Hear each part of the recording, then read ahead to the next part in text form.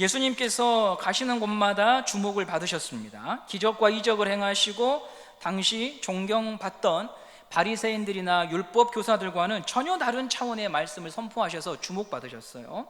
요한복음 4장 첫머리에 예수님은 또 한 가지 대중의 주목을 받으시는데, 우리 4장 1절 말씀을 함께 보도록 하겠습니다. 4장 1절입니다. 시작. 예수께서 제자를 삼고 세례를 베푸는 것이 요한보다 많다 하는 말을 바리새인들이 들은 줄을 주께서 아신지라. 요한은 회개의 세례를 베풀었습니다. 그래서 우리가 세례 요한이라고 하지요. 요한은 사람들의 관심을 끌었습니다. 난세에 영웅이 난다는 말이 있듯이 시대가 캄캄하면 사람들은 누군가 나타나서 이 시대를 위해 일해줄 것을 기다리죠. 세례 요한의 등장은 나라를 빼앗긴 이스라엘 백성들의 입장에서 구약에서 약속한 그 선지자가 아닐까 하는 기대를 품게 만들었기 때문에 요한을 사람들은 주목해 보았죠. 그는 상냥한 사람이 아니었습니다. 준엄하게 꾸짖고 죄를 회개할 것을 선포했습니다. 사람들은 요한에게 몰려들었고 이스라엘의 여론이 요단강으로 집중되었습니다. 그런데 잠시 후에 이 요한보다 이목의 집중을 받은 사람이 예수님입니다. 예수님에 대한 관심이 세례 요한을 앞선 거예요. 요한복음 1장 35절에서 37절까지 말씀을 함께 보도록 하겠습니다. 시작. 또 이틀날 요한이 자기 제자 중 두 사람과 함께 섰다가 예수께서 거니심을 보고 말하되 보라 하나님의 어린 양이로다. 두 제자가 그의 말을 듣고 예수를 따르거늘. 아멘. 요한 곁에 있던 제자들도 예수님을 쫓아갔습니다. 우리가 이런 입장이 되면 섭섭하기 때문에 잠이 오지 않습니다. 얼마 전까지 무슨 일만 있으면 나를 찾고 당신이 최고입니다, 다른 분과 다르게 당신이 참 괜찮습니다라고 교제했던 사람이 나를 멀리한다면 우리 마음이 어떻겠습니까? 너는 참 다르다고 생각했는데 너마저 나한테 이럴 수 있는가 하는 서운함이 생길 겁니다. 학생부 사역을 하다 보면 어려울 때는 목사님 도와주세요 했다가 상황이 개선되면 의지할 것이 생기며 뒤도 돌아보지 않고 가버리는 학생들이 있습니다. 그러면 힘이 빠지죠. 내가 뭐하러 그렇게까지 했을까 하는 마음이 들 때가 있습니다. 그런 날에 우리가 한번 생각해 볼 인물이 요한입니다. 사람으로 인한 서운함이나 아쉬움으로 여러분들이 힘든 시간을 보내고 있다면 이 요한의 삶을 한번 묵상해 보십시오. 요한은 자기 곁에서 스승님 하다가 떠나가는 그 제자들을 막지 않았습니다. 그런 현실을 받아들였습니다. 삶을 비관했거나 포기했기 때문이 아닙니다. 사는 게 다 그렇지 그런 게 아닙니다. 나는 쇠하지만 예수님만 드러날 수 있다면 이라고 하는 삶의 분명한 목적이 그의 가슴에 여전히 살아있었기 때문입니다. 우리 요한복음 1장 26절 27절 말씀을 함께 보시겠습니다. 시작. 요한이 대답하되 나는 물로 세례를 베풀거니와 너희 가운데 알지 못하는 한 사람이 섰으니 곧 내 뒤에 오시는 그이라. 나는 그의 신발끈을 풀기도 감당하지 못하겠노라 하더라. 요한은 자기 사명을 예수님을 두고 인식하고 있습니다. 나는 그분의 종이지, 종은 주인의 신발끈을 허드렛 일을 하는 사람인데 그런 역할도 할 수 없는 사람이지. 요한이 추구하는 삶은 예수님이 드러나는 것, 예수님이 구원 역사의 주연이고 나는 조연이지, 나는 그분을 빛나게 해주는 것, 그것이 나의 사명이지 라고 하는 자기 위치를 흔들림 없이 지켰습니다. 우리가 이 예수님을 놓치면 우리는 나는 사마리아인이 아니야, 너는 사마리아인이잖아, 이것으로만 우리의 신앙을 됨됨이를 확인하게 됩니다. 신앙은 하나님 앞에서 확인하고 살아가는 것인데 예수님을 놓치면 사람과만 끊임없이 아웅다웅하는 무대에서 생채기를 내며 살게 됩니다. 믿음은 사람에게 확인받는 것이 아니라는 것 우리 모두 잘 알고 있습니다. 그러므로 우리는 예배를 통하여 예수님을 붙잡아야 합니다. 말씀이신 예수님, 즉 말씀을 듣고 나를 살피며 나의 초점이 주님께 있는가를 볼 수 있는 여러분들 다 되시기를 바랍니다. 믿음을 말하고 이야기하면서도 사람에게 얽매일 때가 순간순간 있습니다. 수없이 말씀을 듣고 찬양을 하면서도 사람의 말만 곱씹다가 지칠 때가 있습니다. 여러분, 사람의 말을 밤늦게까지 새벽 미명까지 묵상하면 어떻던가요? 신물이 넘어옵니다. 억울함이 밀려옵니다. 내장이 뒤틀립니다. 그러나 우리가 그때 성령의 밝은 인도를 따라서 하나님의 말씀을 묵상하면 다른 일이 일어납니다. 달고 오묘한 그 말씀은 생명의 말씀이기 때문에 말씀이 들리면 내 폭풍처럼 경랑을 일으키는 내 마음이 고요해지고 분노가 가라앉고 마음이 정리되는 일이 일어나는 것입니다. 그리고 찬양이 나옵니다. 달고 오묘한 그 말씀, 생명의 말씀만이 나에게 진리구나 우리는 인정하게 되는 것입니다. 그 말씀이 오늘도 우리에게 성령 안에서 찾아오시는 줄 믿으시기 바랍니다. 그 말씀을 듣기 위하여 우리가 이 자리에 그 뜨거운 태양 피해서 여기까지 온 것입니다. 부정하고 싶은 상황도, 내가 믿고 싶지 않은 이 현실도 하나님 손 안에 있음을 믿고 하나님이 하시기를 기대하고 싶어서, 그 하나님의 음성을 듣고 싶어서 목마름을 가지고 우리가 오늘 여기에 온 것입니다. 오늘 예배를 마치시고 집으로 돌아가시기 전에 주차장 살구나무 한번 보시기 바랍니다. 열매가 얼마나 열렸던지 나무가 쳐졌어요. 나무가 어느 때보다도 무성하게 열매가 맺어졌습니다. 살구나무 보면서 이런 생각을 했어요.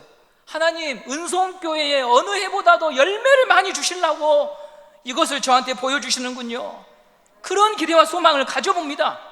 성령님께서 우리 마음에 임재하면 두려움이나 근심이나 걱정이 아니라 소망에 있는 줄 믿습니다.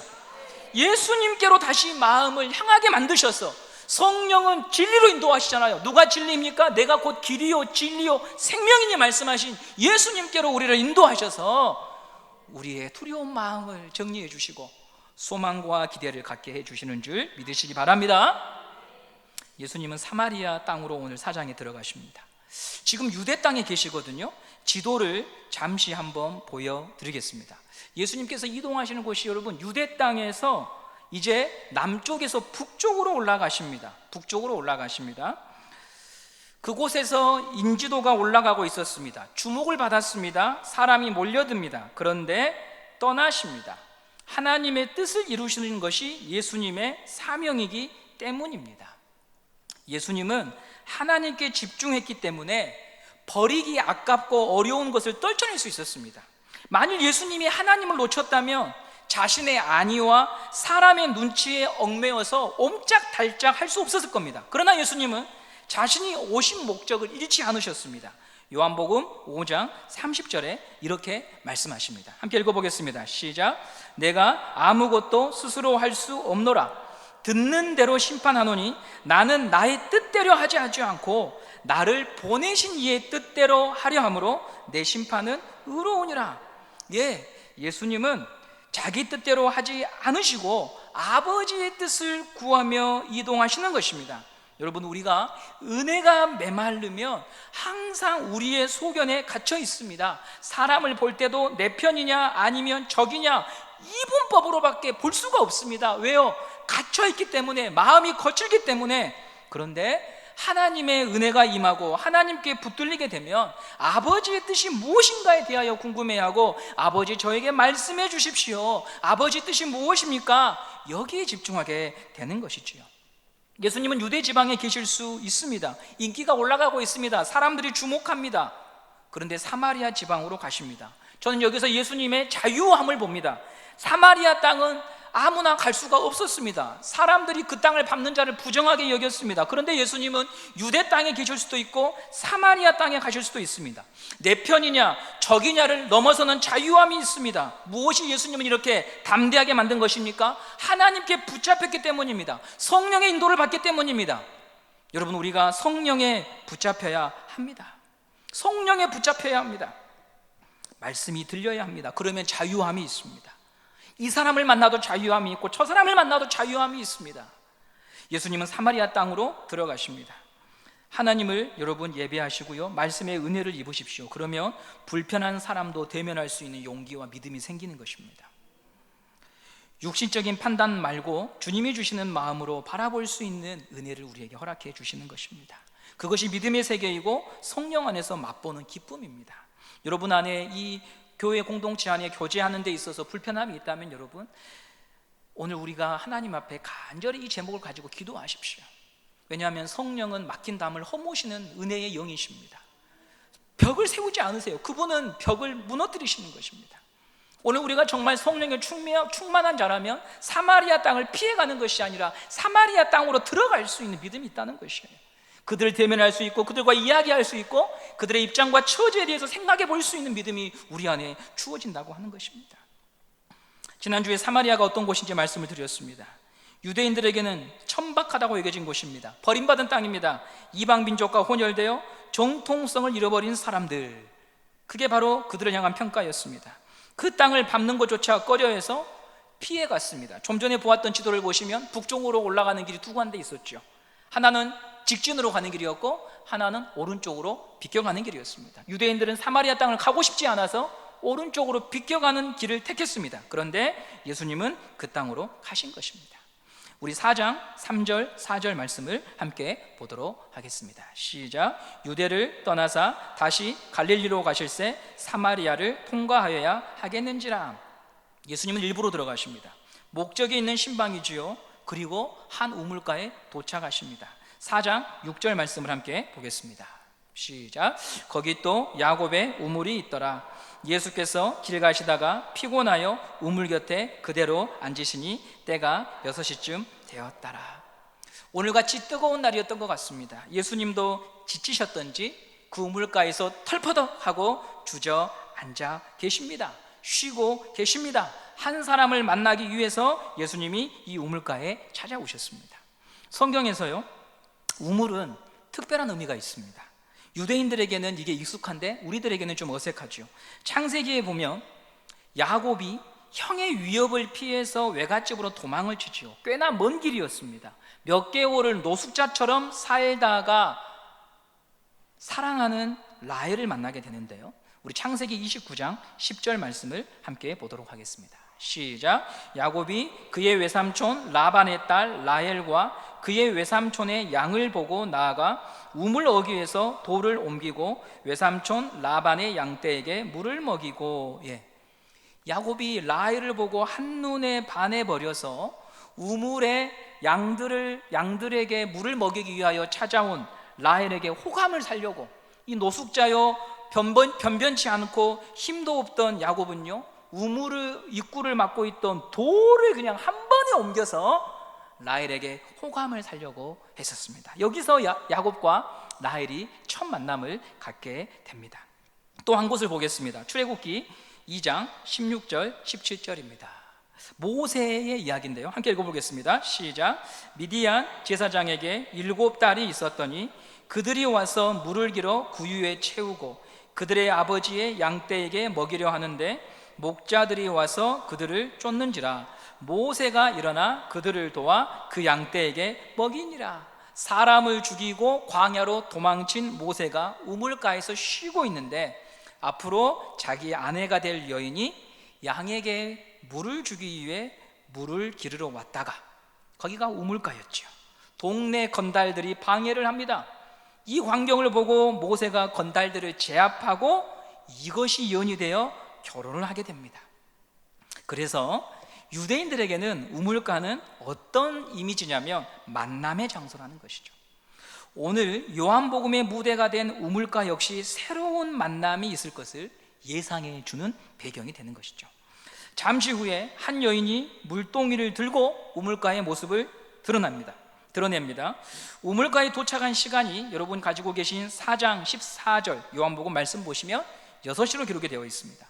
유대인의 시간으로 계산하면 6시간을 더해서 12시, 정오, 한낮입니다. 팔레스틴 지방의 낮은 더운 것이 아니라 뜨겁습니다. 마치 오늘 날씨처럼 말이죠. 사람들이 물동이를 들고 돌아다닐 만한 시간이 아니지요. 그렇다면 여인은 뭔가 사연이 있는 사람입니다. 사람들과 마주치는 것을 꺼려할 만한 그런 사람이었다는 것입니다. 그녀는 인생이 고장난 정도가 아니라 손 써볼 수 없는 상황에 놓여 있습니다. 4장 18절 말씀을 함께 보도록 하겠습니다. 시작. 너에게 남편 5이 있었고 지금 있는 자도 내 남편이 아니니 내 말이 참되도다. 남편이 5이 있었고 지금 있는 사람도 남편이 아니다. 요즘 시대에 우리가 들어봐도 잘 들어볼 수 없는 인생이죠. 여인이 결혼을 5번이나 했단 말인가? 이 사람 저 사람 계속 바꿔가면서 살았던 사람인가? 그렇게 해석을 하곤 합니다. 그런데 예수님이 살던 시대는 여인이 남자를 선택해서 막 바꿀 수 있는 그런 환경이 아니죠. 가부장적 사회였어요. 남자가 여자를 쉽게 버리던 시대였습니다. 예를 들면 저희 아내가 이번에 눈썹 문신을 하고 왔더라고요. 거기서 그 문신해 주시는 분이 키가 굉장히 크시네요. 남편도 진짜 크시겠어요? 라고 물었답니다. 아내가 저한테 와서 남편은 남들 클 때 뭐 했어? 라고 물었습니다. 이런 유대 사회이면 여러분, 나보다 키가 크네? 헤어져. 이렇게 되는 거예요. 예, 헤어져. 감히 남편보다 클 수가 있어? 헤어져. 이게 여러분 유대 사회예요. 그런 사회에서 여자가 남편을 5번이나 바꿀 수 있다고 하는 말은 지극히 남성 중심적 성경 해석이에요. 그게 아니죠. 그게 아니라 사마리아 여인은 번번이 버림받고 쫓겨났던 여인이라는 거예요. 그리고 지금 함께 동거하는 사람도 그 안에서 무시받고 천대받는 속에서 지내고 있는 거예요. 우리는 이런 질문을 하게 되죠. 왜 그처럼 버림받으면서도 또 다시 남자와 함께 지내야 하는 걸까? 경제적 이유라고 생각이 돼요. 왜냐하면 이 당시에 여인의 몸으로 할 수 있는 일들이 거의 없었거든요. 사마리아 사람이라고 하는 것도 하나의 굴레인데요, 그 무리 안에서조차도 손가락질 받고 있는 여자, 얼마나 처참합니까? 그런데 이 여인이 예수님을 만난 거예요. 예수님을 만난 과정을 한번 머릿속에 그려보세요. 사마리아 여인이 예수님을 찾아온 게 아니에요. 예수님이 우물가에 있다고 하는 소식을 듣고 달려온 것도 아니에요. 예수님이 그녀를 먼저 찾아오셨어요. 예수님이 우물가에서 그녀를 기다리셨어요. 세상의 종교는 사람이 하나님을 찾아서 떠나잖아요. 답을 찾기 위해서, 진리를 찾기 위해서 많은 노력을 해요. 그런데 예수님은 우리를 찾아오십니다. 내가 찾은 것이 아니라 그분이 찾아오십니다. 내가 택한 것이 아니라 예수님이 찾아오셔서 그분의 시간 안으로, 그분의 생명 안으로, 그분의 세계 안으로 나를 초청해 주신 것입니다. 이 순서가 중요한 것은 주님이 시작하셨기 때문에 실패하지 않고 끊어지지 않고 이 여자를 버렸던 그 남자들처럼 이 여인이 잘못했다고, 이 여인이 뭔가 실수했다고 해가지고 그 관계를 청산하시는 분이 아니라 끝까지 우리를 데리고 가시는 분이시기 때문입니다. 예수님은 포기하지 않으시고 예수님의 사랑은 변치 않고, 그래서 오늘 우리가 그 사랑 때문에 다시 예배 자리에 나오게 된 것입니다. 예수님은 여인에게 이런 말씀을 하십니다. 우리 4장 14절 말씀을 함께 보도록 하겠습니다. 시작. 내가 주는 물을 마시는 자는 영원히 목마르지 아니하리니 내가 주는 물은 그 속에서 영생하도록 솟아나는 샘물이 되리라. 아멘. 여러분, 이 일이 오늘 우리 가운데 일어나기를 간절히 바랍니다. 이 샘물을 여러분 마실 수 있는 은혜가 있기를 바랍니다. 여인은 우물가에 목마름을 채우기 위해서 왔습니다. 사람은 누구나 갈증이 있습니다. 젊은 날에는 좀 내가 살아가다가 안정되고 성공하고 좀 위치가 잡히면 갈증이 해결될 것이라고 믿었습니다. 그런데 여전히 허덕입니다. 양상만 다를 뿐이지 우리 모두 다 채워지지 않는 목마름 때문에 사람들은 물을 찾아다닙니다. 예수님은 그런 인생들에게 우물이 아니라 14절을 보시면 샘물을 약속하십니다. 여러분, 이것을 잘 기억하십시오. 우물은 인공적인 구조물입니다. 사람들이 인공적으로 파서 만들어 놓은 것입니다. 그런데 샘물은 자연적으로 빗물에 의해서, 지형에 의해서 만들어집니다. 예수님은 사람이 만든 것이 아니라 하늘로부터 오는 생명과 은혜를 주시는 우물이 아니라 샘물을 주시겠다고 말씀하십니다. 그분이 샘물을 주실 수 있는 이유는 그분은 마르지 않는 샘이시기 때문입니다. 우리에게 필요한 것은 사람이 만든 것이 아니라 주님이 주시는 샘물입니다. 샘물을 주실 수 있는 예수님을 만나야 합니다. 이 샘물을 마시기 위해서 예수를 믿는 것입니다. 이 샘물을 마실 수 있도록 성령님을 우리에게 보내주신 것입니다. 누가 이 물을 마실 수 있을까요? 나는 목마른 사람이라고 하는 것을 인정할 때 마실 수 있습니다. 여태껏 내가 마신 것은 주님, 우물물이었군요. 사람이 만든 것이었군요. 세상이 준 것이었군요. 그것을 인정하고 주님께 샘물을 요청할 때 우리는 이 샘물을 마실 수가 있는 것입니다. 잠시 앞장에 있었던 니고데모를 떠올려 보십시오.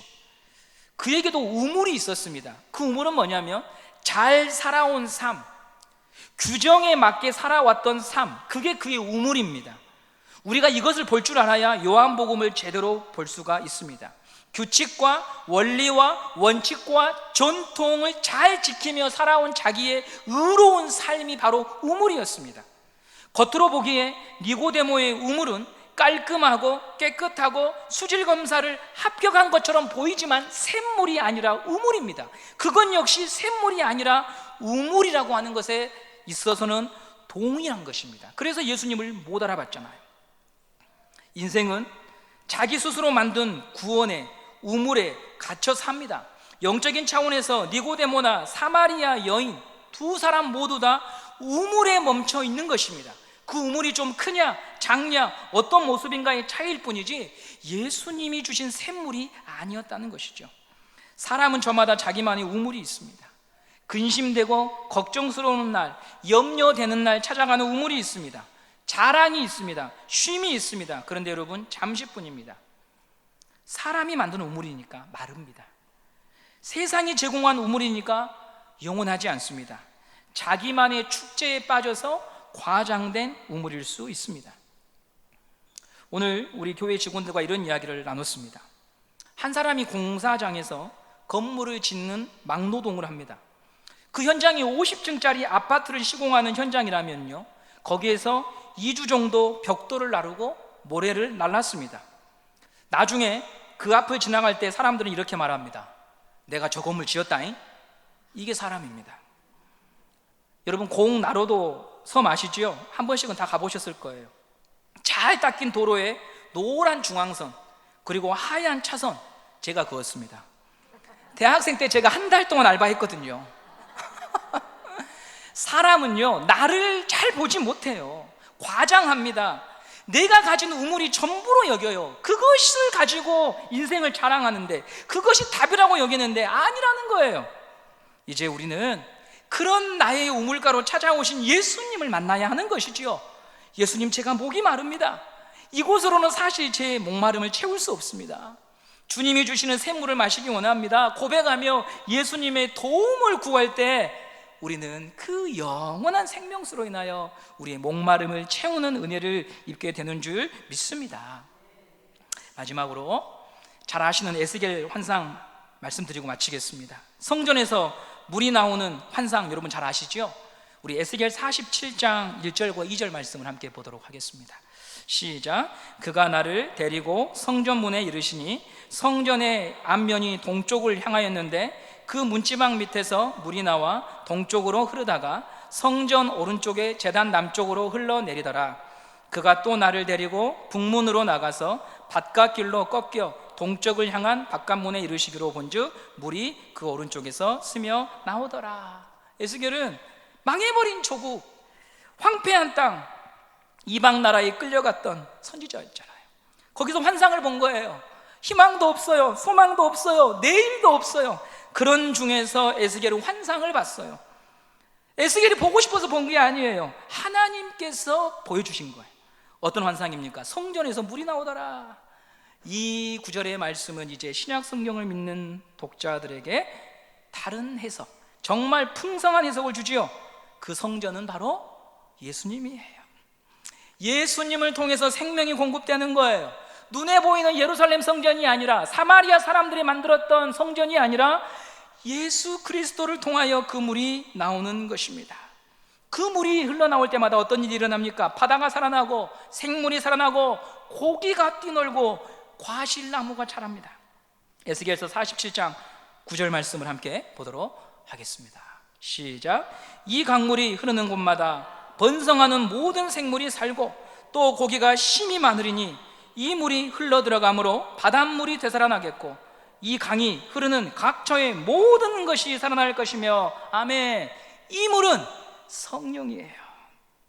창세기에서 하나님이 사람을 만드시고 그 코에 생기를 불어넣으셨던 그 영, 성령이 들어가자 모든 게 솟게 되고 살아나는 거예요.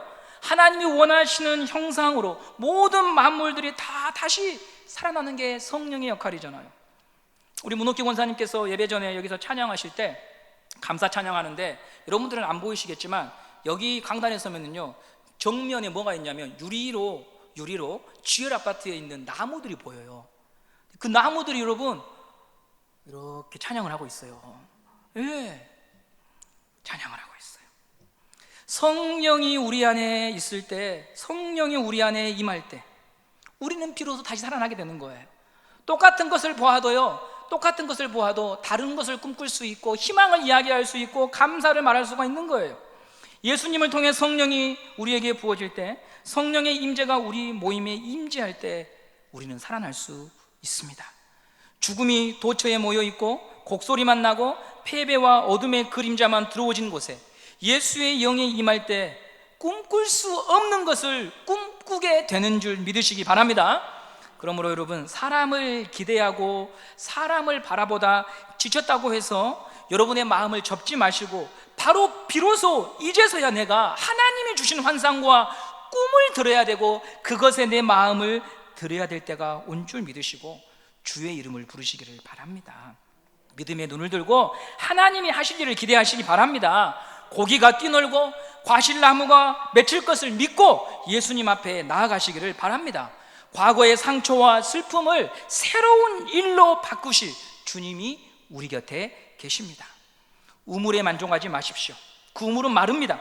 변질됩니다.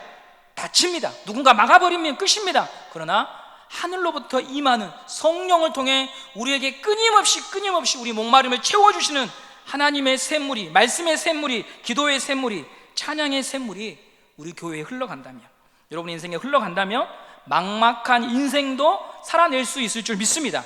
피할 길이 있을 줄 믿습니다. 우리 교회가 이 강단을 통하여서 그런 성령의 샘물이 늘 흘러가는 교회가 될 줄 믿습니다. 여러분, 사람으로 인하여 답답할 때 그때는 바로 하나님께 우리 마음을 드려야 될 때입니다. 현실로 인하여 답답할 때 하나님께로 우리의 마음을 드려야 될 때인 것입니다.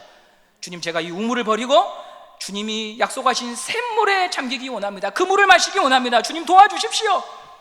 우리를 살려주십시오. 이렇게 간구하며 하나님의 은혜를 맛보아하는 우리 모든 은성교회 성도님들 되시기를 간절히 바랍니다.